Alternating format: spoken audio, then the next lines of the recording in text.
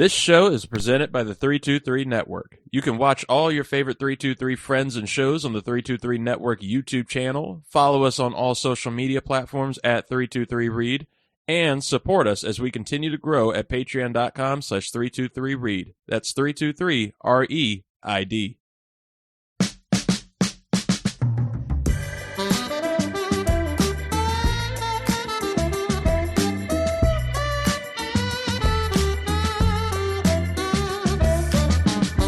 Ladies and gentlemen, welcome to the 323.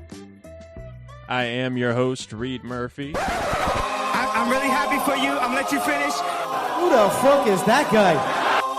Look at the show. I'm the captain. Welcome to the fucking show. Fuck Scott.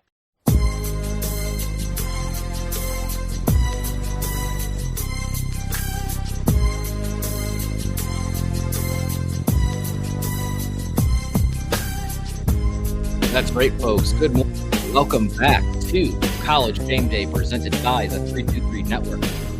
I am your host, Scott Ellia, and joining me as always, and it couldn't be more fitting. The holiday season is finally upon us. We're three short weeks away from Christmas, and we got all the Christmas parades going this weekend, and who better than the Grand Marshal himself of the 323 Network, Reid Murphy.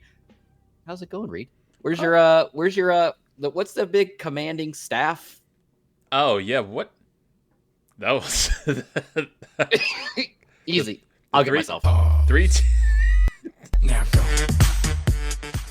don't know if that's a pause or like a censor for whatever was happening there. People should go to the 323 Network on YouTube to see exactly what Scott Ellia was doing right there. I'm gonna put my hands out of frame. Yeah. that was a little suspect. But how you doing, Reid? I'm good. I'm very good. It's cold. I'm very cold. I'm cold, and I'm white, and I'm cold. That's how you know that it's like true winter. Winter is upon us. I'm wearing 4 layers today, dude. The wind has been so strong too. I think it stole one of our trash cans. Oh, well, the wind stole my hat today. Oh no! I was working.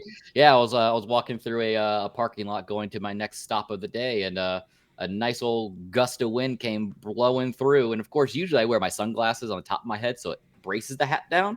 But the sun was also out and blinding me, so I had to pick and choose what was more important. And not getting run over by a car was more important to me at that point. But like I said, a big old gust of wind came by, blew the hat straight off. And thankfully, a nice Samaritan had stepped on the hat, which I feel like could be a hate crime. But they got it. Yeah, it's a little bit. It feels like not so much a hate crime. It feels like disrespect and respect at the same time. Like, I'm going to step on your hat. Here you go. Right. But hey, I mean, especially after last week, with all the rivalry games and everything that happened last week, it is only fitting that somebody were to be disrespectful and step on a gorgeous, very well-worn Florida State hat. But hey, either way, let's get into it, Reid. We've got a jam-packed episode for you all today, recapping some huge games, giving some hits and misses, and of course, previewing championship weekend, because let's face it, it's the week to tune in right now. First off, we've got a bit of a sore subject, Reid. Florida State's game of the week last week against Florida. Listen, Florida State lost, and we're not going to spend too much time on it because we're not giving Florida any airtime today. So let's move it right along. Nothing to see here. Let's move on to next season, and let's just reestablish ourselves then. But hey, cool bits of news, because I know you're not as tapped into the early signing period as I am. But Florida State, we opened early signing period for the 2025 class coming in at like the 50th ranked team. And after a couple shocking flips, we are now at number 20. Okay. So hey, it's looking like some of these new hires that we have on the for our OC and our defensive coordinator and D line. It's doing what it's intended to do. So I guess hopeful for next year. There's always hope. I mean, how do you feel about your new offensive coordinator?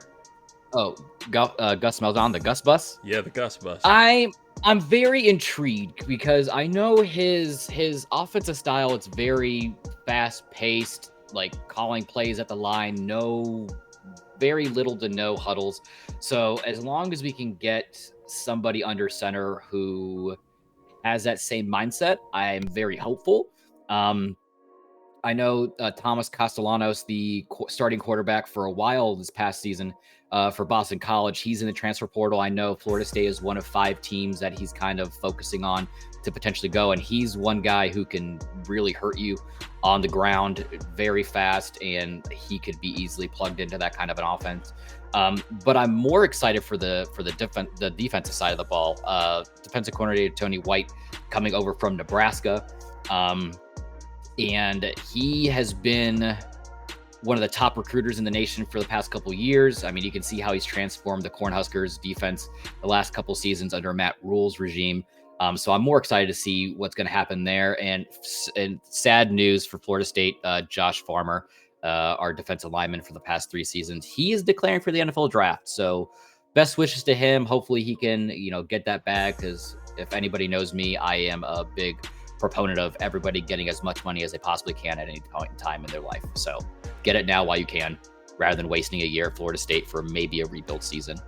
Not maybe, it's a rebuild season. Yeah, so. Yeah. Talking about rebuilds, Reid, we gotta talk about rebuilding the wheel degenerate, because we just keep missing. I don't know what we have to do. Last week we did nail a couple of these. We nailed Illinois minus 8.5 against Northwestern. We also hit on over 67.5 points in the Miami-Syracuse games, which a couple of people reached out to me and said that I was crazy, that it was going to be that high of a scoring game, but we all saw that it was just a shootout back and forth, and congratulations to Syracuse for knocking off Miami, and the college football playoff is now out of their reach, and I couldn't be happier with the season that I had. And real quick about Miami, this was their moment. I mean, Mario Cristobal, you had your golden goose with your quarterback, Cam Ward, who is easily going to be in the top 5 as far as Heisman votes goes. He's not going to win it this year. I think it's going to come down to Ashton Genty, the running back out of Boise State, and then Travis Hunter, the two-way player for Colorado. But this was your chance. And Mario Cristobal did what he normally does, and he just shits his pants. But he just shouldn't be doing things like this. And now you have all these Miami faithful fans coming out and speaking ill about the college football playoff committee and where they're ranked and not having a shot at the playoff now. And all I have to say to you is womp womp. 2 words. I do not care. After last season's Florida State team going 13-0 and missing out on the playoffs. And needless to say, Cam Ward, quarterback there, he did come out and kind of speaking ill about the college football playoff committee on X, formerly known as Twitter. And I want to remind Cam Ward that your athletic director is on the committee, right? Like, he's one of those people who decide that vote. But hey, I guess he's not as informed as the rest of us. But real quick, before I get into the game, I want to talk about with you really fast on the Wheel of Degenerate betting stuff from last week. Alabama minus 10.5 against Auburn. Yeah, that was another hit we had. And a miss that I was very shocked. We had the under 50.5 in the Washington-Oregon game. I thought it was going to be a lot lower scoring game because Oregon really doesn't have any reason to put up any points and really crush Washington with them locking in the number 1 overall seed in the college football rankings right now. But that Michigan-Ohio State game, Ohio State opened up that game 19.5 point favorites, and Michigan's 5-5. They're playing on the road at the Shoe, and Ohio State just looked confused. I don't think they realized they were playing a game all day Saturday. And this is just another one of those coaches, in the same realm as Mario Cristobal with Ryan Day there in Ohio State. If Ohio State loses in conceivably the first round, because I'm pretty sure they're a lock to go the playoff this year. If they lose the first round, he's got to go, right? Yeah, 100%. And I mean, that was one of our bold predictions at the start of the season, is that this could be the fraud unveiling year of Ryan Day.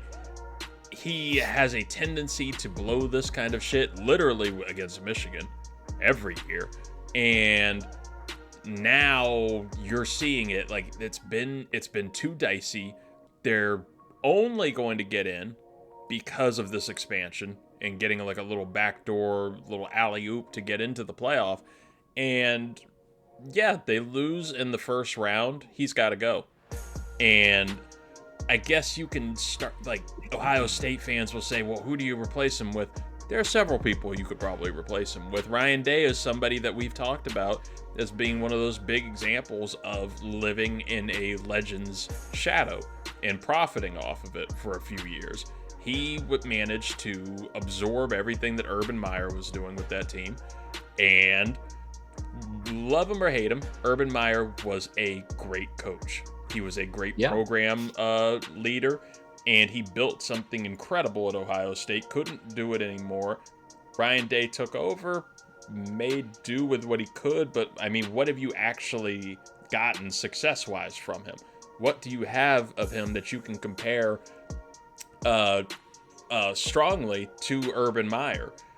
Nothing of sort. So, I don't think that I think it's maybe not a championship or bust, but you got to get a win at the very least in this playoff to justify even keeping the job there.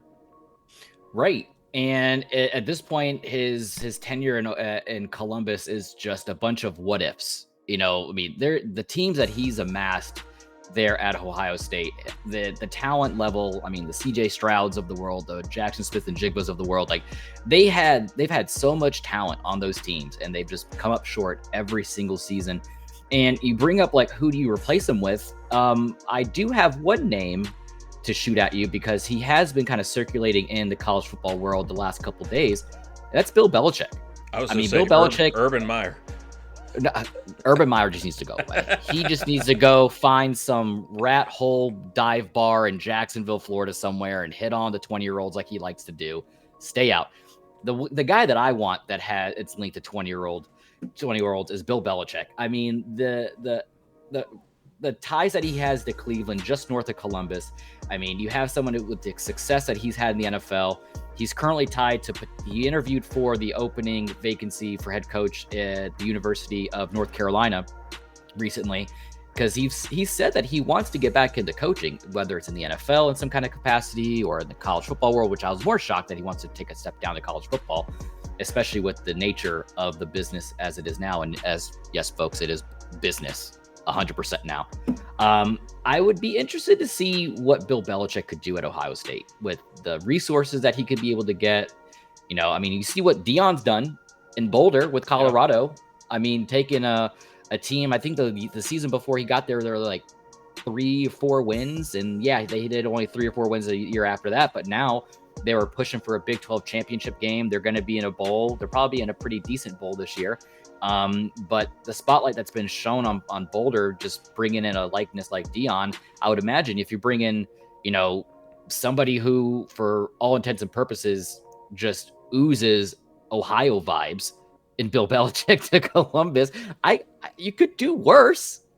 You could do worse, and I'm glad you brought this up because Zahir Ali and I were talking about this on the Mothership show, and without me.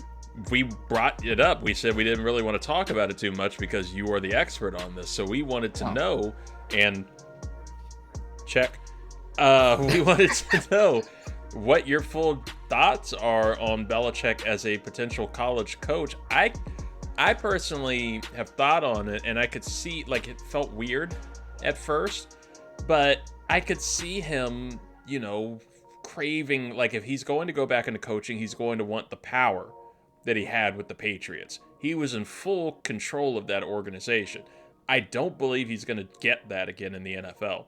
I don't think that an NFL team is going to trust him with that. He goes to a college program, especially a big, if it's a program like North Carolina or Ohio State especially, that's up there with like any NFL franchise in terms of what it brings in terms of the aura of it. So I could see, and you're going to have control as a coach, like especially of a college program. He will be like the GM of that team.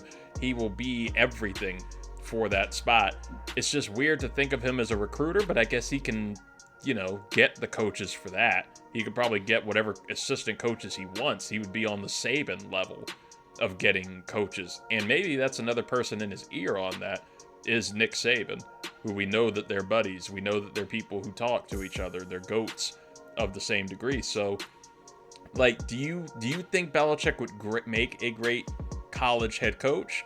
And second question, I know North Carolina's a big job, and it's never going to surpass what its basketball program is in terms of its football program, but it's still a huge job. Is it really this big of a job that it's going to start commanding people like Bill Belichick or potentially somebody else that I've thought about, like Lincoln Riley, and these rumors of him leaving USC? Well, I know. UCF, the University of Central Florida, is trying to get Lincoln Riley to come back to the East Coast to go coach for them.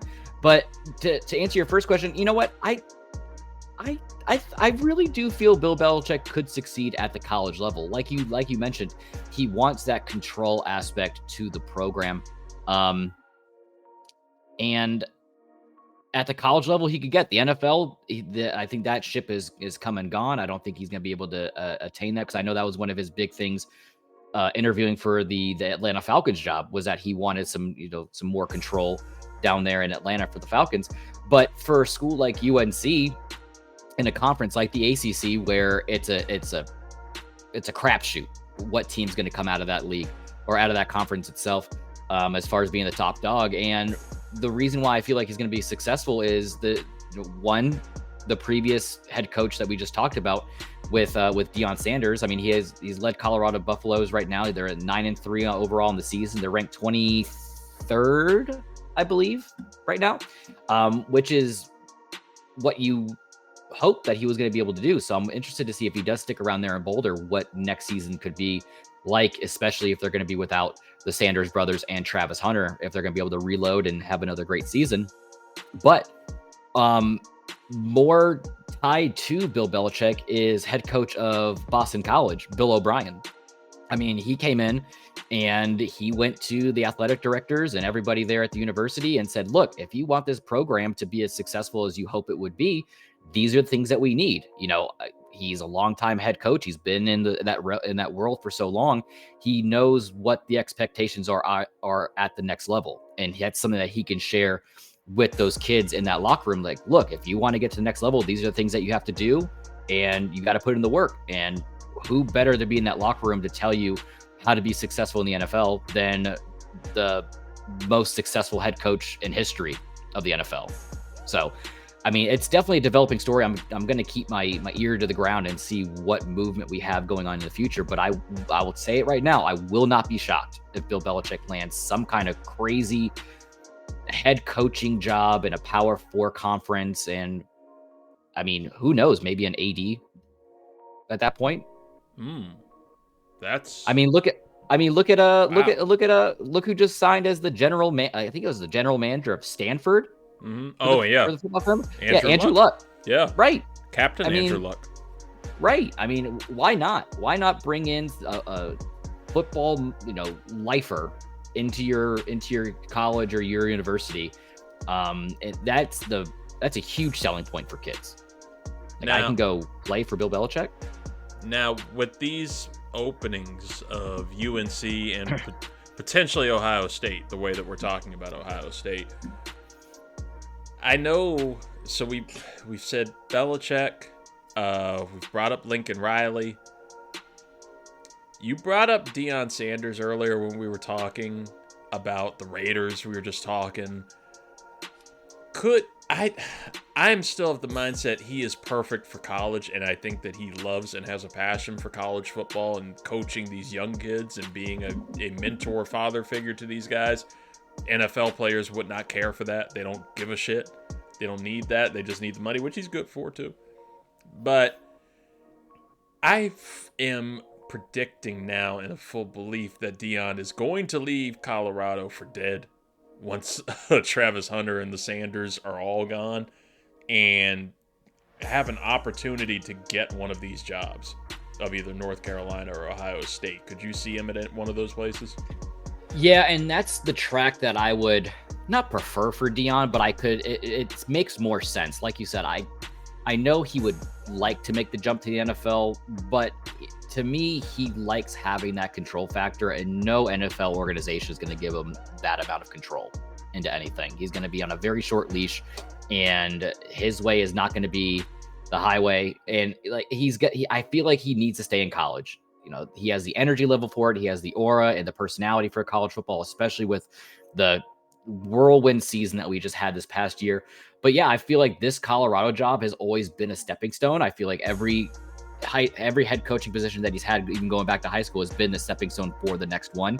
And he said year in and year out that he would love to coach a powerhouse college football program. So let's say Lincoln Riley does leave USC. That's an immediate fill-in. I mean, who better in LA than Deion Sanders? Oh my God. Not Eric Bieniemy. Him at all these Lakers games. Oh God. I mean, think about the money they can bring in. I mean, the amount of money he was able to amass and the spotlight he was able to do in Boulder. Imagine the amount of just the media sideshows that would happen in LA if you were to go coach for the Trojans. Fuck it. Let's just make him the coach of the Lakers at this point. let's put him all the way up to the top. Right. Well, I think also for him, I think having success at whatever program he does end up going to means a lot for him as well. I mean, you have UNC, who they're in the ACC, so going to them makes it a little easier to get an ACC title and potentially an automatic bid into the college football playoff. And then on the flip side of that same token, I mean, you have USC, who is in the Big Ten, and the cannibalism that's going on in the Big Ten, especially between them and the SEC, it's a little bit harder of a fight to get to the top in that conference. So I think for him, if he wants to be as successful as he can, he wants to try to, be in a more notable program, the ACC is probably going to be the better route, and UNC has a need. And I could see him in some powder blue and white. It'd be interesting. He'd make it look good. Right? You make it look perfect. We're not perfect, but hey. Moving on to the big stuff, folks. Championship week. It's a nice like rebound meal. It's after Thanksgiving. You're stuffed on all the carbs and the turkey and all the great desserts. And we need to slim down a little bit, Reid, because we have the holidays right around the corner. We're going to get fat and happy and eat all the carbs again. So we got to slim down, eat clean, have some, maybe, not crumble. We can enjoy a nice cold Olipop, get the gut health right. Non-sponsored. It's a really streamlined slate of games this week. Of course, we do have a couple games playing as we're recording right now. Because it's Friday. It's not Saturday. It's Saturday as you're listening to this, but it's not Saturday while we're talking to you. First up on this slate of championship weekend games is the Big 12 championship, looking ahead of the number 12 Arizona State Sun Devils at number 16 Iowa State Cyclones, both 10-2, live from Arlington, Texas at noon. Arizona State's favored by 2.5, and get this is their first ever meeting in a conference championship game. Really? Hooray. Oh, okay. Hey. Let's go. What's at stake, though? The Big 12 championship in its inaugural 16-team season and possibly a college football playoff spot for the winner. I feel with the rules that are laid out for the college football playoff, it's the highest 4 ranked conference champions, and they're kind of on that bubble 4th, 5th team. So we could see a college football playoff without a Big 12 champion this year, which is absolutely shameful to talk about. Arizona State's looking for their first outright conference championship since 1996, while Iowa State is still hungry for their first ever Big 12 title after coming up short back in 2020. Key matchup to look for in this game is going to be Arizona State's running back Cam Scatabo has been on fire this season with just under 1,400 yards rushing and 17 touchdowns, while Iowa State's defense will need to step up here because they've struggled against the run, allowing just a hair over 170 yards rushing per game this season. It's going to be a battle in the trenches, Reid, and that is football for you. We're in football weather, and that's what I like watching, is the big men up front clashing. Football. You gotta there might love be it. some CTE involved, but hey. But And even though that you're more well-versed in the NFL and I'm more well-versed in this world, from 1,000-foot view, who are you rooting for if you have to pick a team? I don't know why, weirdly, Iowa State has been stuck with me. It's because you're a Brock Purdy stan. Yeah, maybe that's it. Maybe that's it. I think from that 1,000-point view, that's the route I would go. I want, at this point, chaos. Not chaos, but controlled chaos. I want controlled chaos. I want controlled chaos here. So I just want the wildest. I want the wildest outcomes in any college football season. I want this shit to feel unpredictable. Oh God. Okay, well, if you want unpredictability and uncontrolled chaos, next up after that is the SEC championship game featuring number 2 Texas, who are 11-1, with a rematch with number 5 Georgia, who are 10-2, in a home game for Georgia because they're playing at Mercedes-Benz Stadium in Atlanta. So, congrats. That's weird. Saturday. That stays weird whenever Georgia has to. When Georgia, that's a neutral site game for them. You think they would move it simply because of that, but hey, whatever. I mean, you want to pack those seats with butts, so what better place than Atlanta? Both teams are headed to the college football playoff, but the winner will secure a Sugar Bowl spot while the loser faces an extra playoff game this year. For Texas, it's one word, Reid. My favorite R word. Well, my second favorite R word. Retired. Well, redemption. Redemption is the name of the game for Texas. They're looking to avenge their 30-15 loss to Georgia earlier this season. As for Georgia, it's all about further cementing their dynasty with their 7th SEC championship in the past 9 seasons. Is Carson Beck for real? I know you always ask me if the Raiders are for real. Is Carson Beck for real? I don't know with Carson Beck, to be completely honest. He's the same as the Raiders. I'm going to say no.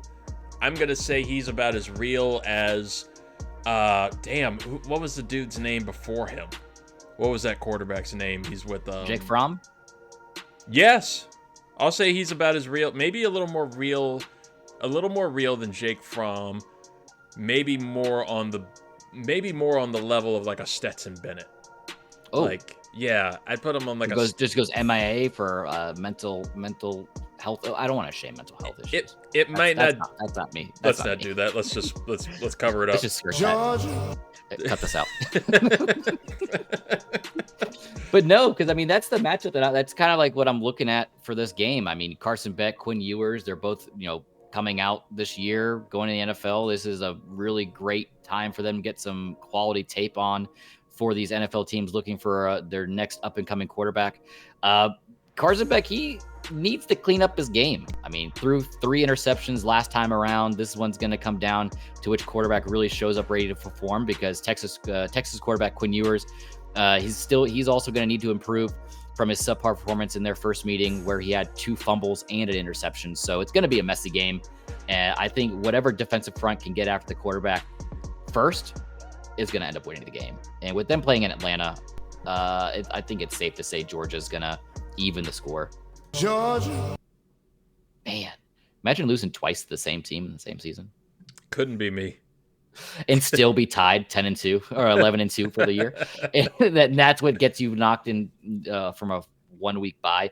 Moving on to the Big Ten championship.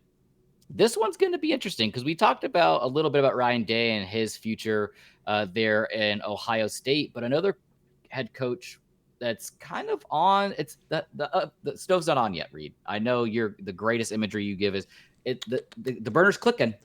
It's clicking. It hasn't turned into a full flame yet for James Franklin there in Penn State as they are facing off against Dan Lanning's Oregon Ducks team in Indianapolis Saturday at 8:00. Oregon's favored by 3.5 points. Both teams are also playoff bound, but the winner, similar to the SEC, will not only claim the Big Ten title, but the potential first round bye in the playoff and possibly even the number 1 overall seed. So that'll be interesting to see. Oregon has been on an absolute tear this season, seeking their first conference title since 2020. Penn State, meanwhile, is looking to grab their first league title since 2016.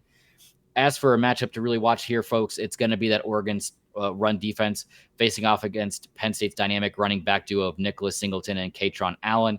It will be a classic clash of strength against strength. Whoever wins battle in the trenches again will have the upper hand here. And this is you couldn't ask for more. 3 games back to back where it's all about the guys up front. who's gonna bend the knee first. That's football, man. That's oh my God, I just went full John Gruden. That's football, man. Battle of the trenches, fat, sweaty guys going up against each other. You couldn't get any better. And then we get into the SEC championship. Oh, there you go. Right. Yeah. This is that nice that I guess in like the European countries, they have a nice small cup of coffee after their meal to help the digestion and try to ease their night for the rest of the evening, because we have the Clemson Tigers, who are 9-3, facing off the number 8 SMU Mustangs, who are 11-1 in Charlotte, North Carolina. Another one of these teams that are damn near a home game. I mean, what's the look? Hey, producers of wonder, check the mileage between Charlotte and Clemson for me. On it. While I'm chit-chatting. That is all SMU's favored by 2.5 points, which I feel is fairly tighter than I thought it would be. Now go. Because I'd put money on SMU is going to crush Clemson. I think Clemson's getting some brand bias here with Dabo Swinney, but hey, it is what it is. SMU does have a chance to complete a perfect run through their new conference in the ACC, while Clemson is looking for a win to make the college football playoff. Because a Clemson win could make the ACC a 2-bid league. So this one's going to be a battle as well. Reid, do you have that figure for me? We have it at 141 miles. Oh, 2 hours? Yeah. Clemson fans will travel 2 hours. Yeah, they'll be there. It's a little closer than Southern Methodist. But hey, oh well. Speaking about SMU's quarterback, Kevin Jennings has been a stud this season.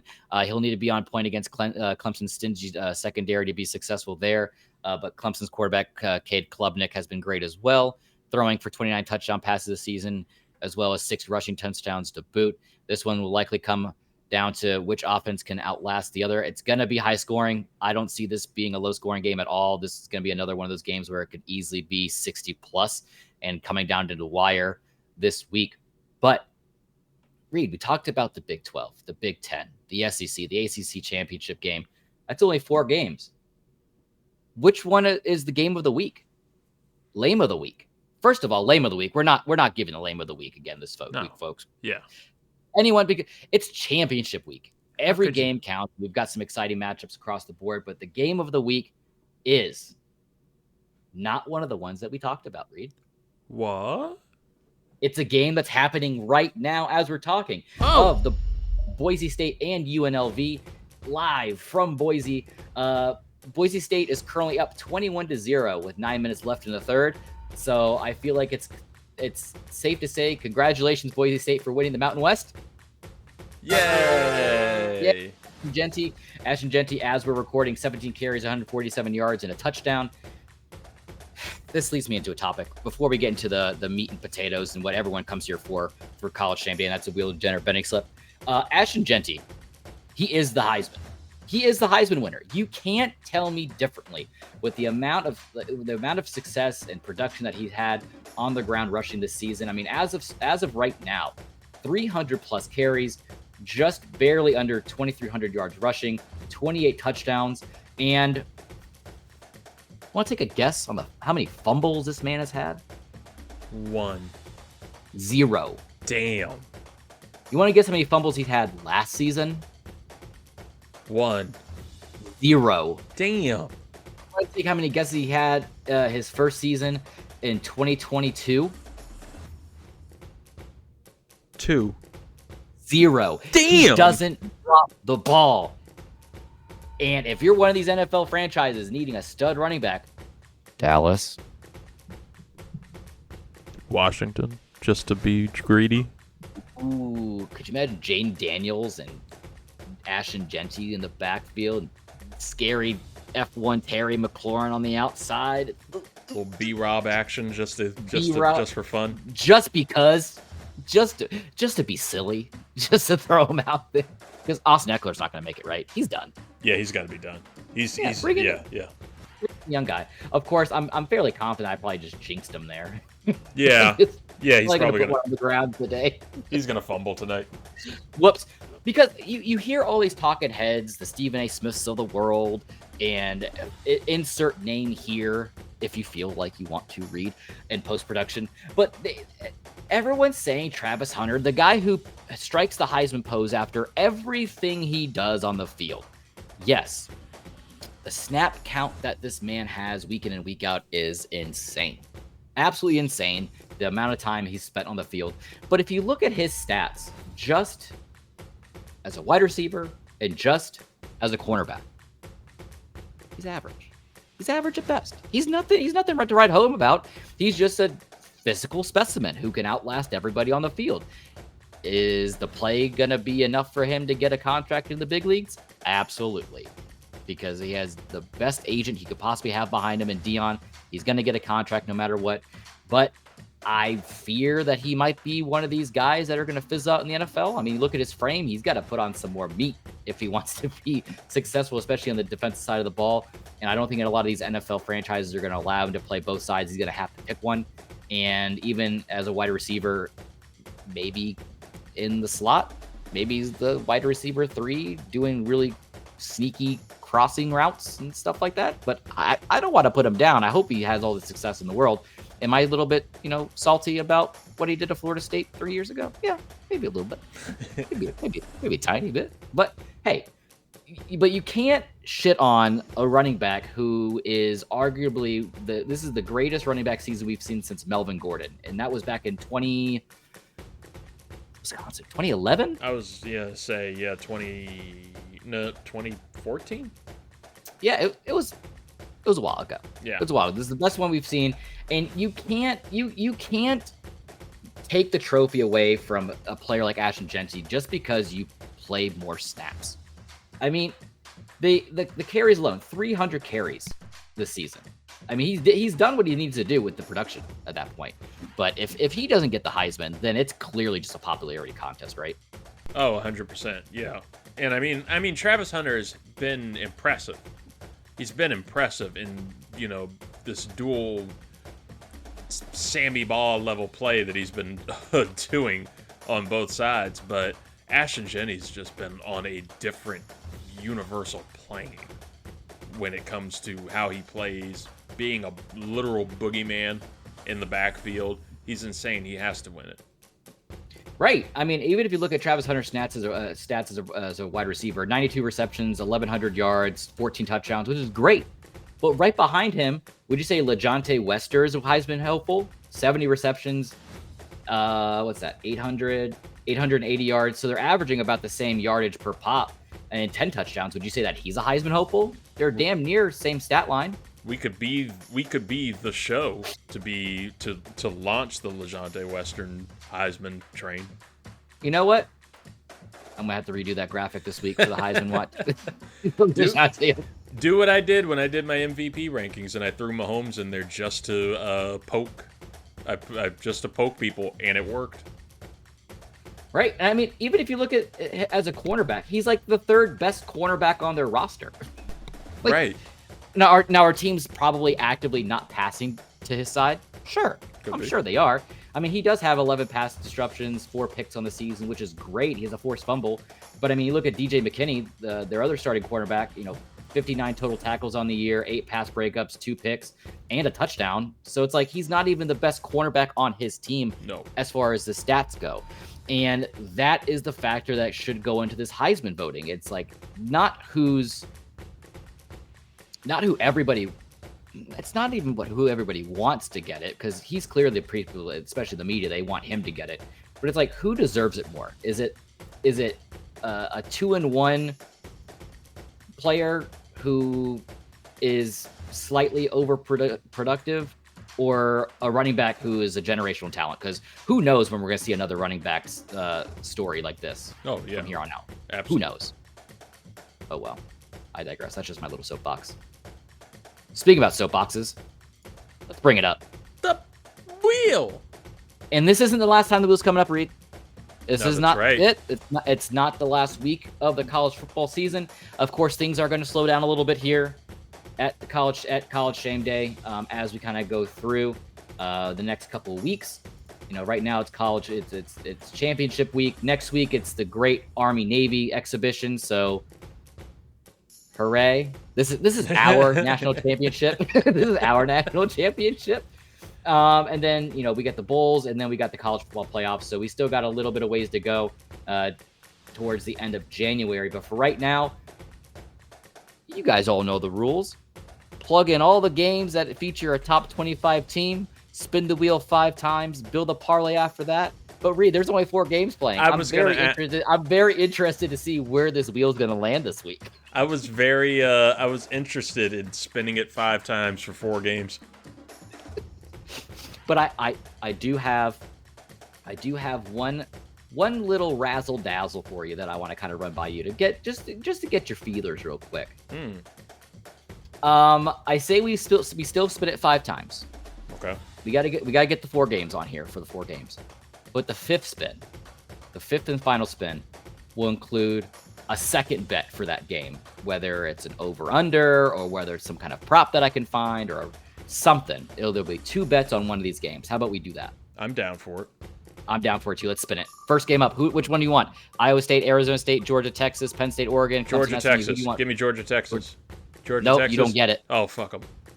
That's right, folks. First game up on the Wheel of Janet betting slip is the Iowa State Cyclones at Arizona State.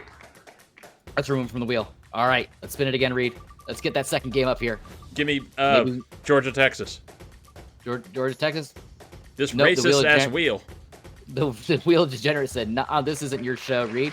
This is Scott's show. The second game up on the Wheel of Degenerate betting slip is Penn State at Oregon. You got a 50-50 shot here, Reid, to get your Georgia, Texas game. It's got to happen. It's a coin flip. I'm getting it here. Give me Georgia, Texas. You got it. Yes. You got it. Yeah. Let's go. Third game up on the Wheel of Degenerate betting slip is your Georgia Bulldogs against the number 2 Texas Longhorns. So remove them from the wheel. All right. 4th game up. Who's it going to be? Georgia. Let's see. Georgia, Texas.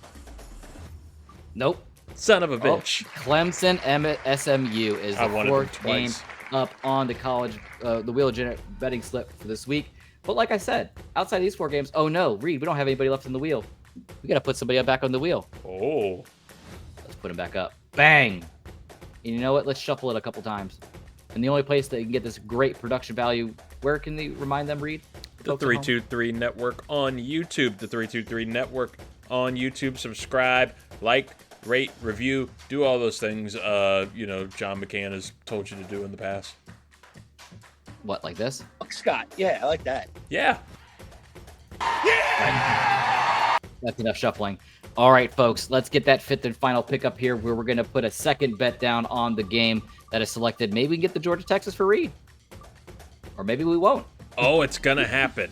Oh, did it click? Did it click? It clicked. Did it click? It clicked. clicked. Son of a bitch. That's right. So this week's Wheel of Degenerate betting slip is going to feature the Iowa State, Arizona State Big 12 championship game, Georgia, Texas in the SEC, Penn State, Oregon for the Big 10, Clemson, SMU for the ACC, and the second pick for the Iowa State, Arizona State game as well. But a reminder to you folks, I'm not telling you anything right now. I refuse. You can't make me because this is my show. I earned it. Sure, I pay $10 a month in Patreon like you guys should for all the great content. Maybe you can get a show too. But this is my show. I do what I want. So the only place that you can find it is the official Instagram page for College Shame Day at 323 College Shame Day. And that's it. That's it for this week's preview. Stick with us through championship week. It's going to be a wild ride. For all latest updates and analysis, please make sure to not only follow at 323 College Shame Day, but at 323 Reid. Had a really great Ricks versus Gricks episode up there live for you right now. Found out that Reid's favorite movie is Lord of the Rings. So make sure to go on there and ask him who his favorite character and why it's Samwise. And Reid, are you a fan of second breakfast or first breakfast? I'm a third breakfast man, and if you had to ask me my favorite character, it's probably Vanderbilt Jenkins. I love it. But hey, either way, keep it locked on College Shame Day, presented by the 323 Network. I'm Scott Ellia. That's Reid Murphy. We'll see you next time. Have a very shameful weekend. And if you see Santa Claus out there, don't pull a John McCann from Philly. Don't throw batteries at him. See you later, folks.